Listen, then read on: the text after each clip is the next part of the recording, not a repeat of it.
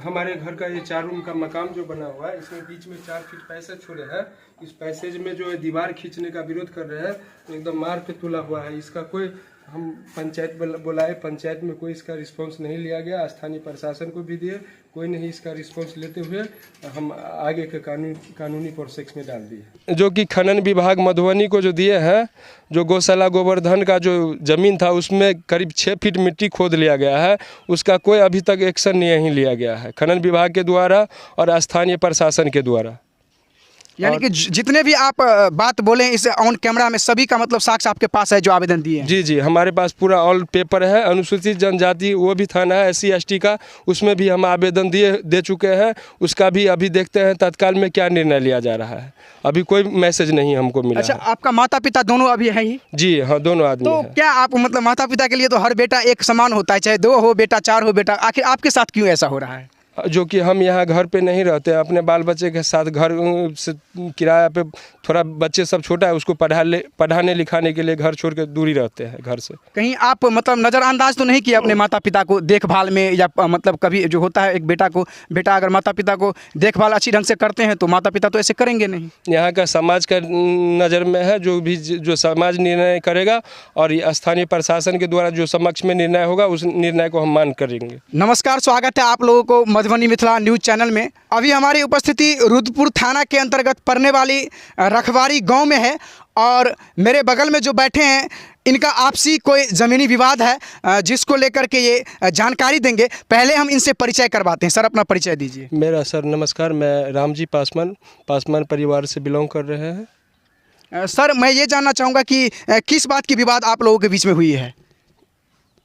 अभी मैं 2020 में 19 के अंतर्गत में मैं मकाम 4 रूम के बनाया। उसमें गांव में उस मकाम के लिए हमारा पिताजी के साथ आपसी विवादित हुआ और आपसी विवादित के द्वारा हम लोग को पंचायती स्तर से पंचायत रखा गया। पंचायत में हमको जो रखा गया था, जो 2 रूम हमारा छोटा भाई है नाबालिग, उसको सुपुत्र कर दिए हैं पिताजी के हैंड ओवर के द्वारा, और हमारे साथ 2 रूम बच गया है। उसके बावजूद हमारे जो पंचायती जो हुआ है उसके आधार से हमारा ज़मीन बंटवारा नहीं हुआ। उसके आधार से मैंने स्थानीय प्रशासन रुद्रपुर थाना को इन्वॉल्व किया।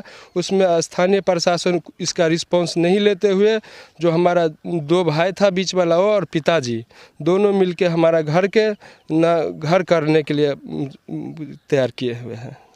मतलब कि पंचायत स्तर पे आपका समझौता का कागज़ बनी थी घर का, उसके बाद जो आपके हिसाब से जो कागज़ बना था उसका विरोध में यहाँ पे मतलब जो काम हुई, काम होने के बाद आपने रुद्रपुर थाना के संज्ञान में दिया, लेकिन थाना भी रिस्पांस नहीं लिया, यही ना? जी जी जी हाँ। ये बात मैं नहीं कर रहा हूँ, ये इनके द्वारा बताया जा रहा है, क्योंकि ये कागजात भी इनके पास है, जो कागज़ आपको इस डिस्प्ले पर भी दिखाया जाएगा। और आप डिटेल में जानकारी दीजिए कि अभी तक मतलब जो है सो किस तरह की जो है सो मैटर है, ताकि लोग जान सके कि मुद्दा क्या है। मैटर यही है, जो ज़मीन बराबर आपसी बंटवारा नहीं करके मकाम का सामने नया मकाम निर्माण कर रहा है, उसका विरोध हम कर रहे हैं। यानी कि आप चाहते हैं कि जो मतलब कितने भाई भैयारी हैं आप? 3 भैयारी हैं। तो आपके अनुसार कि 3 भैयारी में जो है सो बराबर जो होता है हमारे समाज में सदियों से आता गया है, उसी हिसाब से बंटवारा हो, यही ना? जी जी। तो आप स्थानीय मतलब थाना को और संबंधित अधिकारी को क्या कहना चाहेंगे? मैं जो आवेदन दिए हैं उस आवेदन के साथ जल्द से सख्त इसका निर्णय लिया जाए। कहाँ आप आवेदन दिए हैं? मैं फर्स्ट स्थानीय थाना रुद्रपुर प्रशासन को दिए हुए हैं, सेकंड में हम, और दूसरा जो पिताजी का नाम सा गौशाला गोवर्धन का जो ज़मीन था उसमें भी हमारा हिस्सा था, जो कुछ समय पहले ज़मीन वो सिस्टर का शादी में ज़मीन बंधक लगा दिया गया था मेरा पिताजी के द्वारा। जो वह ज़मीन मैंने अपना कुछ पैसा मदद देके जो उसको ज़मीन छुड़ाए थे, और वो ज़मीन बिना मेरे से पूछे हुए और नवीन ईंट उद्योग के द्वारा मिट्टी बेच दिया गया है। उसका विरोध किए हमने, तो हमारे साथ जो है दुर्व्यवहार करने की बात किया गया। अच्छा, आप 3 भैयारी हैं, आखिर आप ही के साथ इस तरह का क्यों हो रहा है? आपके साथ जो इस तरह कर रहे हैं, क्यों कर रहे हैं? जो हम यहाँ घर पे नहीं रहते हैं, उसका जो धन संपत्ति है ज़बरदस्ती हड़प ले बेच ले।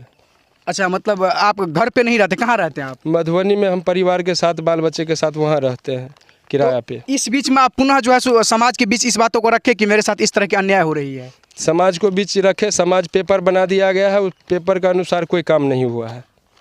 अच्छा, आप इस जिला के सभी संबंधित अधिकारी को क्या कहना चाहेंगे लास्ट में? मैं सभी जिला स्तरीय प्रशासन को आवेदन दे चुका हुआ है, अभी तक इसका संज्ञान में नहीं लिया गया है।